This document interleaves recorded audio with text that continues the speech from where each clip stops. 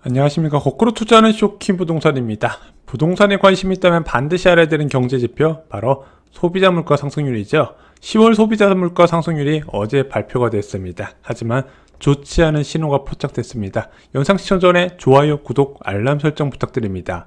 10월 소비자 물가 상승률은 전년 대비 3.8% 상승한 것으로 나타났습니다. 2023년 3월 이후에 가장 높은 수준이에요. 시장 전망치 3.6 그리고 전월의 3.7%보다 높았다는 거죠.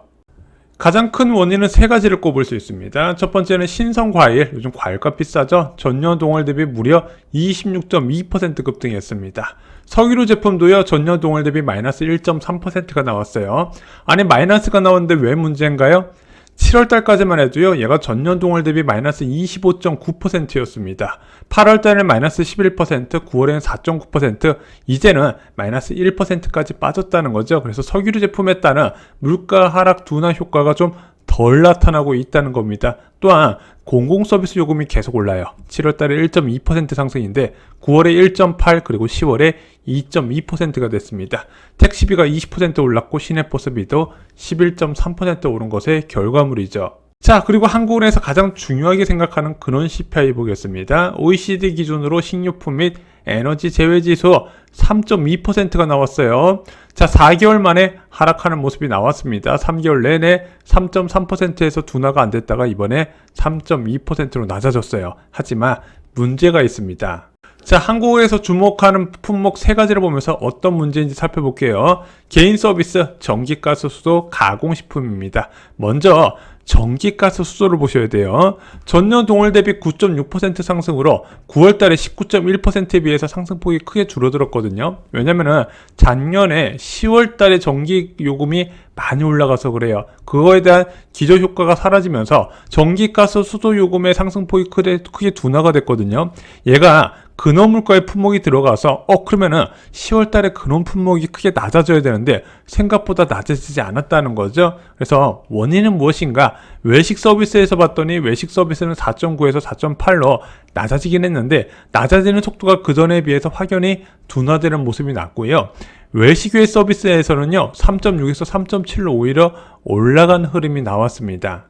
가공식품 쪽도 살펴보겠습니다. 9월달에 5.8%에서 10월달에 4.9%로 상승폭이 둔화가 됐습니다. 그래서 가공식품은 좀 이게 공산품 쪽은 많이 줄어들었는데 지금 서비스 쪽에서 조금 끈적한 모습을 보이고 있는 게 나타나요. 그럼 가장 중요한 거 살펴보겠습니다. 한국은행 물가 전망 경로와 과연 일치한지. 자, 2023년 하반기 대한민국의 근원 물가 상승률 전망치는 3.0%입니다. 거기에 잘 가는지 체크를 해야 돼요. 왜 그러냐면은 이창용 총재는 수없이 강조했습니다. 금리 인하 조건으로 대한민국 물가 상승률이 2%대로 간다는 확신이 있을 때, 그래서 그 물가를 확신은 어디서 생긴다? 대한민국 물가 전망 경로대로 잘 가야 된다는 거예요. 근데 물가 전망대로 잘 가지 않는다면 어떻게든 통화 정책을 변화하면서 대응을 한다는 거죠. 자, 근데 하반기 때 그런 물가가 3.0%가 나오려면 적어도 3분기 때는 3.2%, 4분기는 2.8%인데 자, 3분기 때 나왔을 때는 3.2%가 10월 달에 나왔습니다. 그 전에 3.3%였죠. 그럼 일단 3분기에서 미스매치가 일어나고 4분기 때 2.8%가 나와야 되는데 3.2%가 나왔네. 4분기에도 미스매치가 난다는 겁니다. 그래서 한국은행 물가 전망 경로와 지금 일치하지 않고 오히려 물가 전망 경로보다 더 높은 수준을 유지하고 있다고 말씀드릴 수 있을 것 같아요. 자, 문제가 되는 것은 이제 서비스 요금이라고 말씀드렸죠. 계속 높아지는 공공요금, 이게 얼마나 더 올라갈지 아직 예측이 안 되고 있어요. 또한 낙폭이 둔화된 외식 서비스, 마지막으로 오히려 상승폭이 확대된 외식 외 서비스까지 이 서비스 품목이 좀 빨리빨리 떨어져야 대한민국 물가 안정된 흐름을 보일 것이고 통화정책 방향 전환에도 영향을 줄 건데 현재 그런 모습은 보이고 있지는 않고 있습니다. 그래서 11월 30일 금통위에서 물가 전망이 수정될 거예요. 8월달 2.4%, 올해 전체 전망이 2.4였는데 그거보단 웃돌 것이다. 다만 김웅 한국은행 부총재보는요, 근원 물가 상승률은 이달에 이어서 앞으로도 완만하게 둔화 흐름을 이어갈 것이다. 그래서 근원 물가는 계속 떨어지기 때문에 뭐 그렇게 물가단에서 크게 위기로 보지는 않겠지만 이 떨어지는 속도가 당초보다 좀 늦다는 겁니다. 그래서 내년 하반기 정도 되면 물가는 거의 통화정책에서 이슈를 거의 못 적용할 줄 알았는데 이게 생각보다 길어질 수 있겠다. 지금 이런 전망도 나오고 있죠. 그리고 이창원 총재는 내년에 물가 안정되는 기본 조건으로 배럴당 국제 유가 84불을 추정했어요. 근데 이창원 총재가 얘기했죠. 지금 국제 지정학적 리스크 때문에 이 원유 가격이 어디로 튈지 모르겠다. 만약에 내년에 국제 유가가 90달러 이상으로 오른다면 예측이 많이 바뀔 것이다. 물가가 더 올라갈 가능성을 제기를 했습니다. 자, 그럼 현재 국제 유가는 어떨까요? WTI 기준 80.44달러입니다. 한때 93불까지 올라갔다 크게 떨어졌죠. 한 세 가지 원인이 있었습니다. 첫 번째는 이스라엘의 군사작전이 좀 단계적으로 진행되면서 전면전을 예상하면서 국제유가의 불안을 나타냈던 심리가 크게 완화가 됐고요. 두 번째, 유로존 경기 침체 확률이 좀 나와요. 10월 PMI가 3년 만에 최저치를 넘었다고 합니다. 또한 중국의 10월 차이신 제조업 PMI도 49.5로 다시 위축 국면, 이게 50을 기준으로 50을 넘으면은 이제 경기 확장, 50 미만이면 위축인데 한 달 만에 위축 국면으로 다시 들어갔다는 거죠. 자, 그러다 보니까 이제 경기 침체에 따른 수요 감소 우려가 국제유가 선물 가격에 나타나고 있는 겁니다.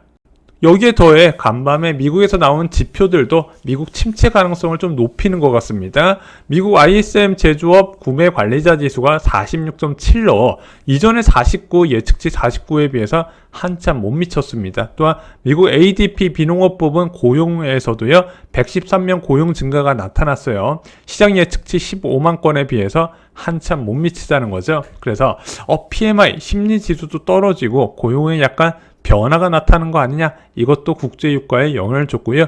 채권 시장에서도 오늘 채권금리 하락과 연결이 됐습니다.